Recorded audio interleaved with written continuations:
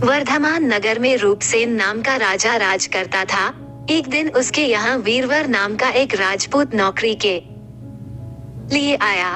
राजा ने उससे पूछा कि उसे खर्च के लिए क्या चाहिए, तो उसने जवाब दिया 1000 तोले सोना। सुनकर सबको बड़ा आश्चर्य हुआ। राजा ने पूछा, तुम्हारे साथ कौन कौन है? उसने जवाब दिया, मेरी स्त्री, बेटा और बेटी। राजा को और भी अचंभा हुआ। आखिर 4 जने इतने धन का क्या करेंगे? फिर भी उसने उसकी बात मान ली। उस दिन से वीरवर रोज 1000 तोले सोना भंडारी से लेकर अपने घर आता, उसमें से आधा ब्राह्मणों में बांट देता, बाकी के 2 हिस्से करके एक मेहमानों, वैरागियों और सन्यासियों को देता और दूसरे से भोजन बनवाकर पहले गरीबों को खिलाता। उसके बाद जो बचता उसे स्त्री बच्चों को खिलाता, आप खाता। काम ये था कि शाम होते ही ढाल तलवार लेकर राज के पलंग की चौकीदारी करता। राजा को जब कभी रात को जरूरत होती, वो हाजिर रहता। एक आधी रात के समय राजा को मरघट की ओर से किसी के रोने की आवाज आई। उसने वीरवर को पुकारा तो वह आ गया। राजा ने कहा, जाओ पता लगाकर आओ कि इतनी रात गए ये कौन रो रहा है और क्यों रो रहा है। वीरवर तत्काल वहां से चल दिया। मरघट में जाकर देखता क्या है कि सिर से पांव तक एक स्त्री गहनों से लदी कभी नाचती है, कभी कूदती है और सिर पीट पीट कर रोती है, लेकिन उसकी आंखों से एक बूंद आंसू की नहीं निकलती।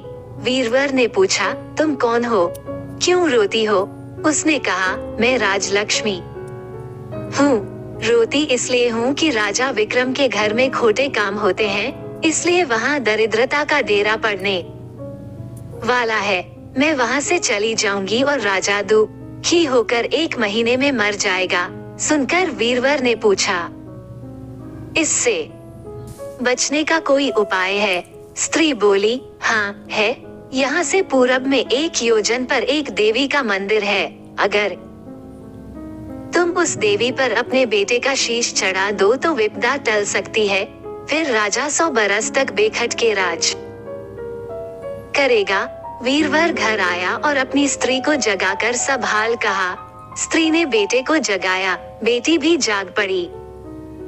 जब बालक ने बात सुनी तो वो खुश होकर बोला, आप मेरा शीश काटकर जरूर चढ़ा दें। एक तो आपकी आज्ञा, दूसरे स्वामी का काम, तीसरे ये देह देवता पर चढ़े। इससे बढ़कर बात और क्या होगी? आप जल्दी करें। वीरवर ने अपनी स्त्री से कहा, अब तुम बताओ।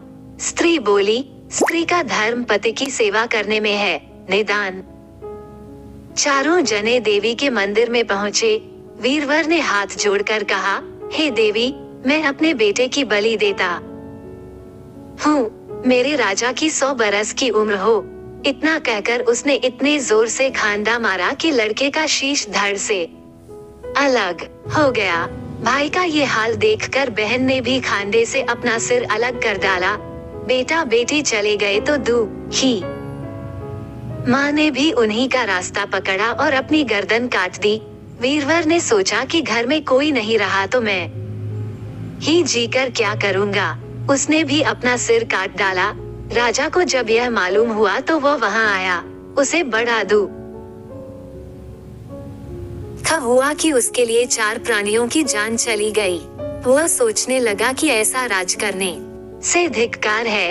ये सोच उसने तलवार उठा ली और जैसे ही अपना सिर काटने को हुआ कि देवी ने प्रकट होकर उसका हाथ पकड़ लिया। बोली, राजन, मैं तेरे साहस से प्रसन्न हूँ। तू जो वर मांगेगा सो दूंगी। राजा ने कहा, देवी, तुम प्रसन्न हो तो इन 4 को जिला दो। देवी ने अमृत छिड़ककर उन 4 को फिर से जिला दिया। इतना कहकर बेताल बोला, राजा बताओ, सबसे ज्यादा पुण्य किसका हुआ? राजा बोला, राजा का। बेताल ने पूछा, क्यों?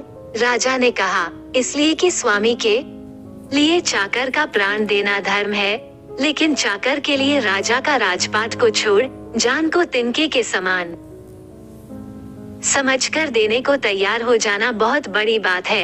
ये सुन बेताल गायब हो गया और पेड़ पर जा लटका। बेचारा। राजा दौड़ा दौड़ा वहां पहुंचा और उसे फिर पकड़ कर लाया तो बोतताल ने चौथी कहानी कही। हेलो दोस्तों, आप लोगों कहानी कैसे लगे कमेंट करके अपना राय देना। चौथा पार्ट जल्दी लेकर आएंगे। धन्यवाद दोस्तों, एक लाइक कर देना।